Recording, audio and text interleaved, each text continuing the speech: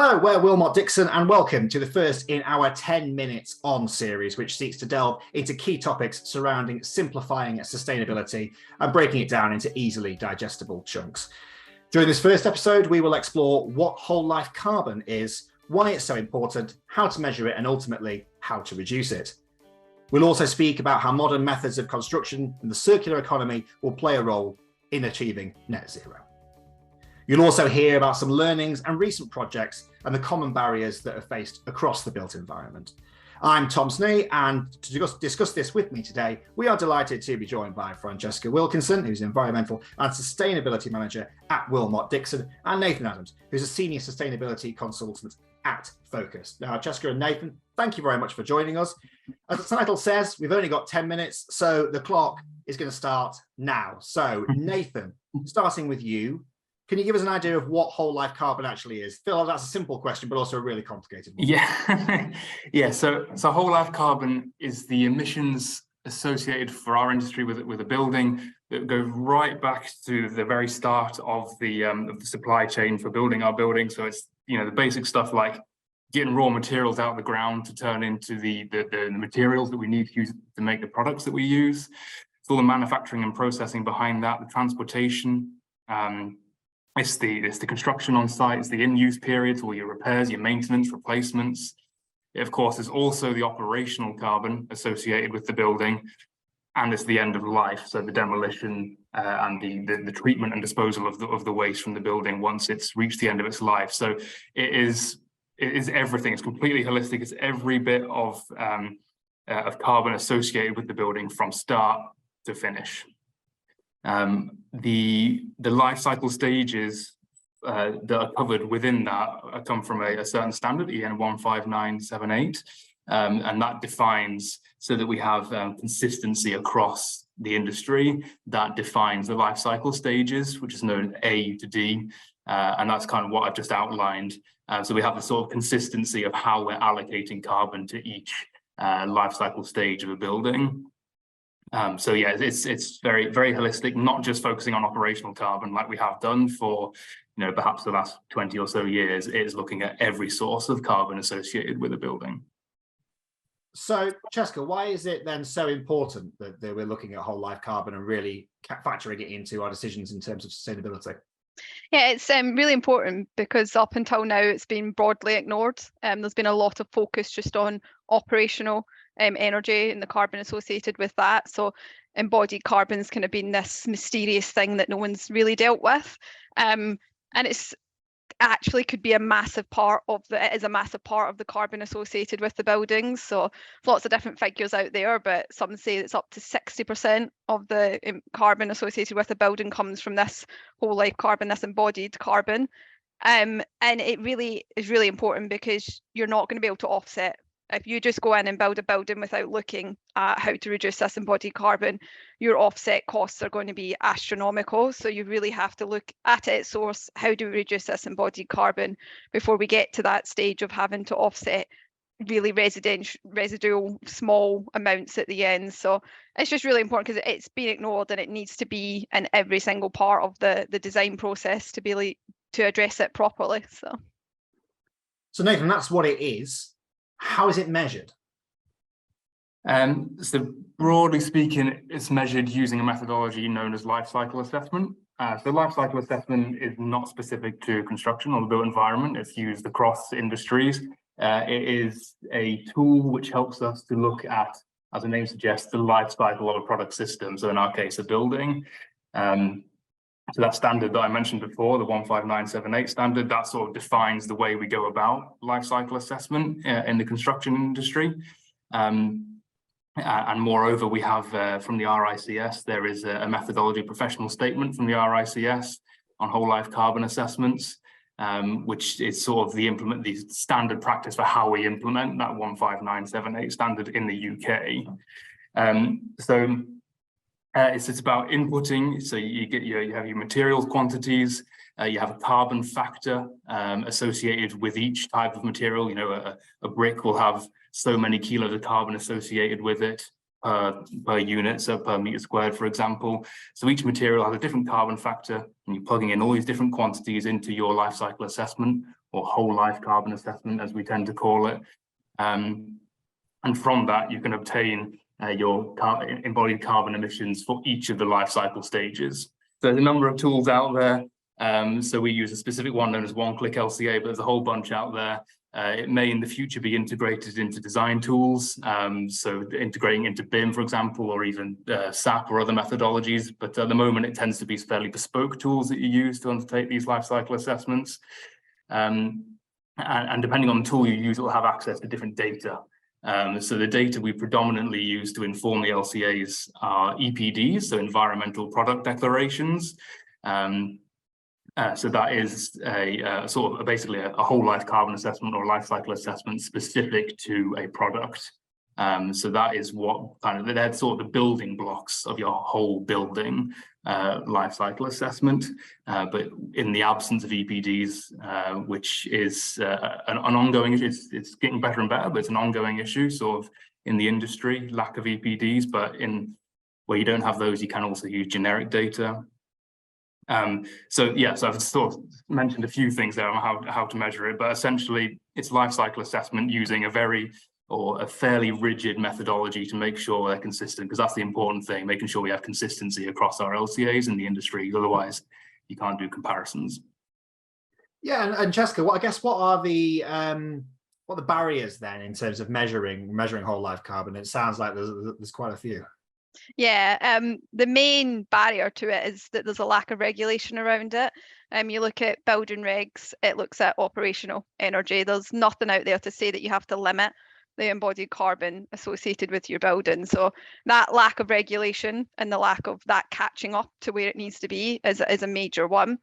But I think another bigger one is the lack of knowledge around there. It's seen as a specialist subject. You have specialists like Nathan who do this modelling, who look at it, and that's a good thing that we have Nathans in the world, but it's a problem because it can't be a specialist that does it anymore. It has to be in every single part of the design.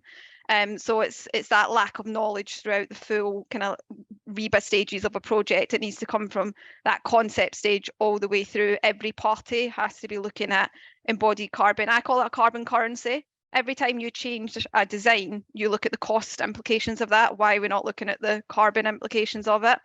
So it's that lack of knowledge of how these design changes can actually affect the carbon in it, and the lack of data. As Nathan said there, we're relying on these EPDs, and there's just not a lot of them out there for a lot of the materials. So we have to fall back on generic figures or assumptions, and it's not given that true picture of what's there. So I think that's kind of the main ones, but there is certain standards starting to catch up with it. If you look at the UKGB net zero standard that's due to come out this year, they're looking to put limits on embodied carbon for new buildings. So we've got kind of voluntary standards that are picking up where the regulation is lacking. But yeah, we've got a long way to go to make it kind of a key feature in every project. So that feels a little bit like we've talked a lot about the problems, but there are obviously a lot of opportunities with whole life carbon as well. I'll put this question to both of you. Nathan first. So what are the big opportunities in terms of getting that whole life carbon reduced within the built environment?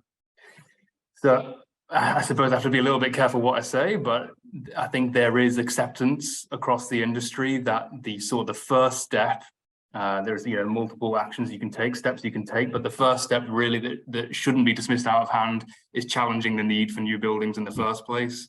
We have Francesca's already mentioned carbon currency, which is I like that a lot. But yeah, we have carbon budgets. We have carbon budgets, of course, up to 2050 when we should be net zero carbon, and we have them defined up until 2035, I believe it is. So we need to first be challenging the need for brand new buildings, retrofitting where possible, rather than building new. So this, of course, is where you can achieve the greatest carbon savings. There's no doubt about it. As soon as you're building new, of course, there's going to be a certain level of carbon associated with that. But if you're challenging the need, retrofitting first where possible, I respect completely that is not always possible. But so long as it's not dismissed out of hand and it is considered as an option, that is the first and probably the biggest opportunity to reduce whole life carbon. Yeah. I have to say I agree with that. Like obviously coming from Wilmot Dixon, we like building new builds and we do retrofit as well. But the big thing is also, I think, connected to that is when you're looking to build a new build, it's how are you building that so in the future it doesn't become another new build where that doesn't have to be like taken down and something else built. So it's looking at these adaptability, your flexibility in what you're building. Can the internal partitions be moved around so the school can become offices? It's things like that. It's how else can these buildings actually be used is another big principle of it. So definitely, first off, don't build is your first one. Then it's build less as well. So and then it's build with the future in mind as well as the big one. So that's kind of where your circular economy comes into it there, where you're building to keep the building in use. 60 years is what they say a building should last. It shouldn't. You should be building buildings that are lasting hundreds of years because they can constantly be reconfigured into something else. So yeah, and then I think another big opportunity, and it goes hand in hand here, is your modern methods of construction. When we move away from that kind of refit and retrofit and we're looking more at the new build, more of what we do, your modern methods of construction are massive opportunities here. The off-site manufacturing, you're usually creating less carbon associated with that. You've got less waste usually associated with it as well, because it's in a controlled environment if you're producing bathroom pods, say, in a factory. So modern methods of construction kind of go hand in hand with being able to reduce embodied carbon. So I'd say that's a big player to come. So. Well, look, that's our 10 minutes up, but I'm really enjoying this conversation. So we'll carry on going for another couple of minutes. Be interested to hear actually, Jessica, from you as some examples of where, you know, looking at the whole life carbon and working with the likes of Nathan and Focus, how that's worked for you. Yeah, so we've been working with Focus Consultants and Nathan for a year or so now. And I think one of the ones that we're really kind of proud of is a regeneration scheme that we looked at in Newcastle under Lyme. And I maybe let Nathan go into some of the more detailed examples of the actual what we saved, kind of whole life carbon savings there. But for me, it was the collaboration that was key in the success of looking at the whole life carbon on that. It was getting the architects involved. It was getting the MEP involved, getting structural engineers involved and bringing everyone together. And it was looked at like every design change, how does that affect the carbon, not just the cost? Every time we change something, what can we do to reduce the carbon associated with this? So that was like quite a good one just because of the collaboration and the kind of lessons learned from everyone that came out of that one.